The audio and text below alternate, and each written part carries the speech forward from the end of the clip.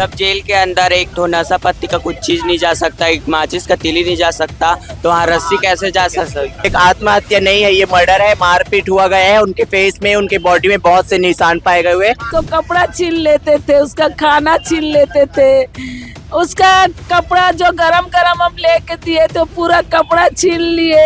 तो रात को आत्महत्या किया है ऐसा पुलिस वाले बोल रहे हैं, लेकिन सच्चाई क्या है वो तो न्यायिक जांच में पता चलेगा।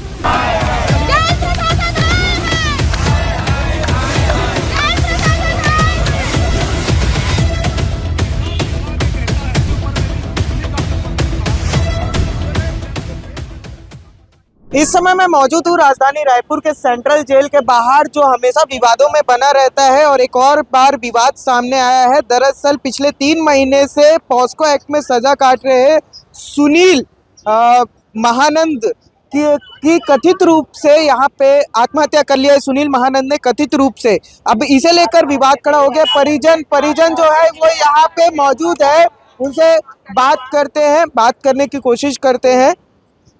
क्या हुआ है, क्या लग रहा है? क्योंकि पुलिस वाले बोल रहे हैं महानंद ने आत्महत्या की है, आप लोग इधर बैठे हुए, क्या लग रहा है आप लोग? जब जेल के अंदर एक तो नशा पत्ती का कुछ चीज नहीं जा सकता, एक माचिस का तीली नहीं जा सकता, तो वहाँ रस्सी कैसे जा सकता है? वहाँ कोई आत्महत्या कैसे कर सकता है? ये एक आत्महत्या नहीं है, ये मर्डर है। मारपीट हुआ गया है, उनके फेस में, उनके बॉडी में बहुत से निशान पाए गए हुए। ये आत्महत्या नहीं है। और लोग बोल रहे हैं कि वो फांसी लगा के मरे। अगर फांसी लगाते तो उनके गले में चोट का निशान रहता, उसमें मारपीट हुआ गया है अंदर। तो यहाँ पे और भी लोग मौजूद है, उनसे भी बात कर लेते हैं। क्या हुआ है? क्या बोलूं भैया, मेरे बेटा को मारा गया है। मेरे बेटा को टॉर्चर करते थे जेल के अंदर, वो पेशी में आके बताता था मेरे को बचा लो नहीं तो मैं मर जाऊंगा, वहाँ मेरे को मार डालेंगे बोलता था। कौन लोग मारते थे? नाम वो कैसे जानेगा। उसको कपड़ा छीन लेते थे, उसका खाना छीन लेते थे, उसका कपड़ा जो गरम गरम हम लेके दिए तो पूरा कपड़ा छीन लिए। खाने पीने का तंगी दिए उसको, हमारा सामान को हमको बेटा को देने नहीं देते थे। पैसा भिजवाए वो भी उसके हाथ में नहीं पड़ा। ये सब की कंप्लेन की थी आप लोगों ने? भैया मैं आवेदन लिखाई हूँ, लेकिन मेरे घर के लोग देने नहीं दिए मेरे को।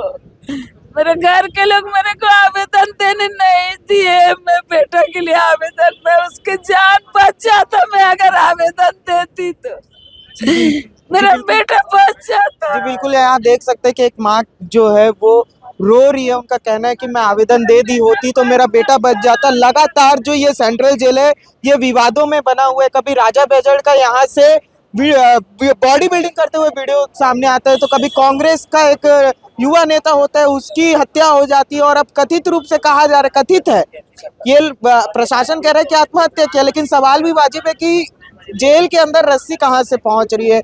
और दूसरी तरफ माँ बता रही कि बेटा लगातार बताता था कि मारा जा रहा है, पीटा जा रहा है। यहाँ पे हमारे साथ कांग्रेस के कुछ नेता भी मौजूद है, कांग्रेस के नेता, उनसे भी बात कर लेते हैं। जी सर, ये जो सेंट्रल जेल है लगातार विवाद पे बना रहता है। कांग्रेस नेता की भी हत्या हो चुकी है यहाँ। राजा बेजड़ बॉडी बिल्डिंग करते हुए इसका वीडियो वायरल होता है। अब माँ बता रही है कि मेरे बेटे को मार रहे थे सर। देखिए, अभी तक आज ही एक डाटा हम लोगों को पेपर में पढ़ने मिला है कि हर दूसरे दिन एक मर्डर हो रहा है, हर चौथे दिन एक लूट हो रही है, लगातार बलात्कार की घटना रायपुर शहर में हो रही है। ये रायपुर जिले का हाल है। और जहाँ तक जेल के अंदर की बात है, ये जो घटना सुनील महानंद की जो कल हुई है, आकस्मिक मौत हुई है, संदेहास्पद मौत हुई है, वो क्या है क्या नहीं तो पोस्टमार्टम करने के बाद ही मालूम चलेगा। हम लोगों को सवेरे समाज के लोगों ने, गाड़ा समाज के लोगों ने फ़ोन करके बुलाया था।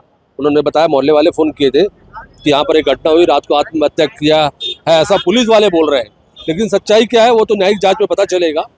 हम लोग यहाँ पहुँचे हैं, पिछले 3-4 घंटे से इस आंदोलन में इनके साथ थे, मोहल्ले वालों के, परिवार वालों के साथ में थे। हम लोगों ने पुलिस प्रशासन को चेतावनी दी है कि जो दोषी लोग उनके ऊपर कार्रवाई की जाए। पुलिस अधीक्षक जिनकी जिम्मेदारी तय होती है कि वो उनके सामने पूरे जेल की व्यवस्था देखी जाती है, नहीं सर, उनके ऊपर कार्रवाई हो। ये भी उठ रहा है सर, जेल में यहाँ सजा काटने के लिए आते हैं, कभी कोई मर जाता है, कभी किसी का बॉडी बिल्डिंग करते हुए वीडियो वायरल हो रहा है। मतलब जेल में कोई सुरक्षा नहीं है सर, कभी भी किसी की भी हत्या हो जा रही है। इसलिए तो हम मांग कर रहे हैं कि गृह मंत्री विजय शर्मा जी इस्तीफा दे।